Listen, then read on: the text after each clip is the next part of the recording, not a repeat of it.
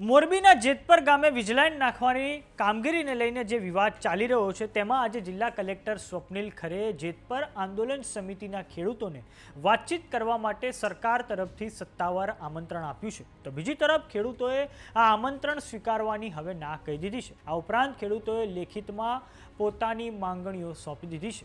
તો આવો જાણીએ સમાચાર વિસ્તારથી। નમસ્કાર, જમાવટ સાથે હું છું પાર્થ।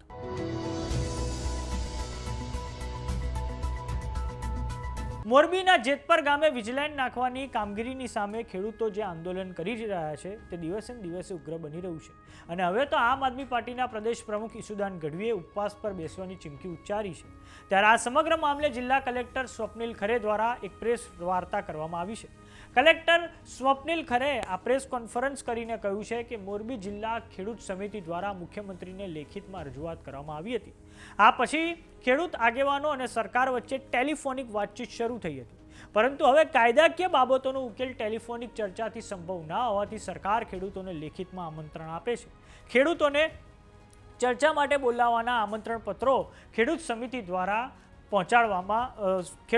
સુધી પહોંચાડવામાં આવશે અને આ પછી ખેડૂતો અને સરકારની અનુકૂળતા મુજબ ગાંધીનગરમાં એક રૂબરૂ બેઠક યોજાશે।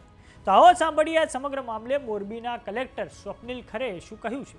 જેતપરમાં થોડા સમયથી ખેડૂતો દ્વારા વિવિધ માંગણીઓ બાબતે ઉપવાસ કરવામાં આવી રહ્યું છે, જેના અનુસંધાને વિવિધ લેવલથી જે ખેડૂતો છે એમના સાથે વાત કરવામાં આવી હતી। અત્રેના લેવલથી પણ વાત કરવામાં આવી હતી, સામાજિક આગેવાનો દ્વારા પણ વાત કરવામાં આવી હતી અને જે રજૂઆતો છે ખેડૂતોની એ બાબતે સરકારશ્રીમાં રજૂઆત કરવામાં આવી હતી। સરકારશ્રીએ ખૂબ જ પોઝિટિવ વલણ રાખીને આજે એ રજૂઆતો સંદર્ભે એક પત્ર મને કરવામાં આવ્યો છે। એ પત્રની વિગત હું આપ બધાના સાથે શેર કરું છું।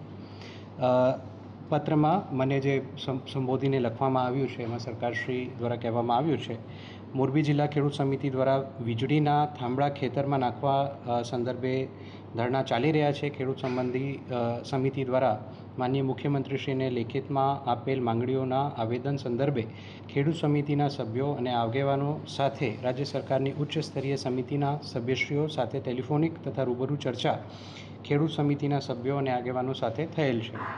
વહીવટી તંત્રના વડા તરીકે આપે પણ ખેડૂત સમિતિઓની વિનંતી કરેલ છે। ખેડૂતોના વિશાળ હિતમાં રાજ્ય સરકાર રાજસ્થાન સહિત અન્ય સરકારની તુલનામાં ખુલ્લા મનથી નિર્ણય કરવા માંગે છે।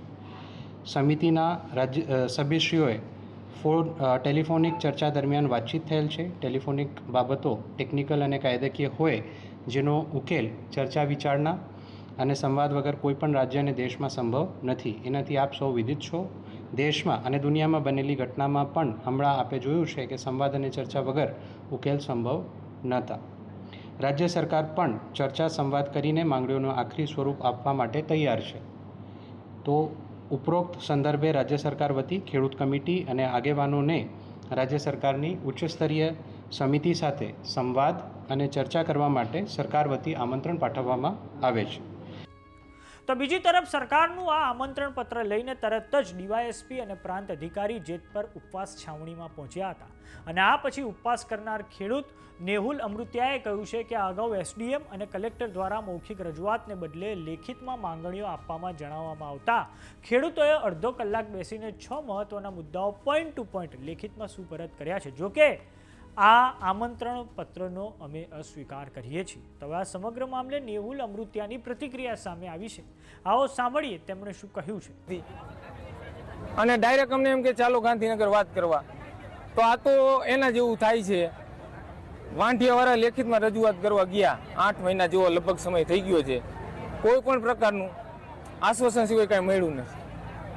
પછી દ્વારકાવાળા ગયા છે, પોંઢવાળા જઈને આવ્યા છે, સરકારશ્રી તરફથી કોઈ પણ નથી આવેલું, એટલે ખેડૂતોમાં અવિશ્વાસ ઊભો થઈ રહ્યો છે અને એ અવિશ્વાસ સરકારશ્રી તરફથી ભવિષ્યમાં ન થાય તે માટે અમે કહીએ છીએ કે અમે 6 મુદ્દા લખીને આપ્યા છે। એ 6 મુદ્દાના વિવરણ સાથે તમે અમને આમંત્રણ લેટર મોકલો કે આ 6 મુદ્દા છે, એમાંથી આટલા મુદ્દાની અમે સૈદ્ધાંતિક મંજૂરી આપી છીએ અને આટલા મુદ્દામાં અમે આ પ્લસ ઓર માઇનસ કરીને આપવા માગીએ છીએ। એ અમે એસડીએમ સાહેબ આપવા આવેલા હતા, એ લેટરમાં ઉલ્લેખ છે જ નહીં। એટલે અમે એ લેટરનો અસ્વીકાર કર્યો છે અને એસડીએમ સાહેબ પ્રતિનિધિ તરીકે આવ્યા હતા. અમે એને ફરીથી કીધું કે તમે ફરીથી ઉર્જા વિભાગને રજૂઆત કરો કે ભાઈ અમારી માંગણી છે એ માંગણીના એક એક વિવરણ વાઇઝ અમને પહેલાં આપે, કારણ કે અમે ખેડૂતે લેખિતમાં આપ્યું છે, અમને આપશે તો અમે ખેડૂતોનો અભ્યાસ કરશું, અભ્યાસ થશે તો પછી અમે અહીંયા ટેબલ ઉપર ચર્ચા કરશું. જે પણ લોકો હશે ગાંધીનગર તે પહેલાં કઈ રીતે ચર્ચા થાય? સરકાર એનું સ્ટેન્ડ ક્લિયર જ નથી કરતી. ઉર્જા વિભાગ. તો સમાચારોમાં અત્યારે બસ આટલું. જોતા રહો જમાવટ. જો તમે અમને યુટ્યુબ પર જોઈ રહ્યા તો સબસ્ક્રાઇબ કરો, જો તમે અમને ફેસબુક પર જોઈ રહ્યા તો ફોલો કરો, વોટ્સએપ ચેનલને જોઈન કરવાનું ન ભૂલતા. નમસ્કાર.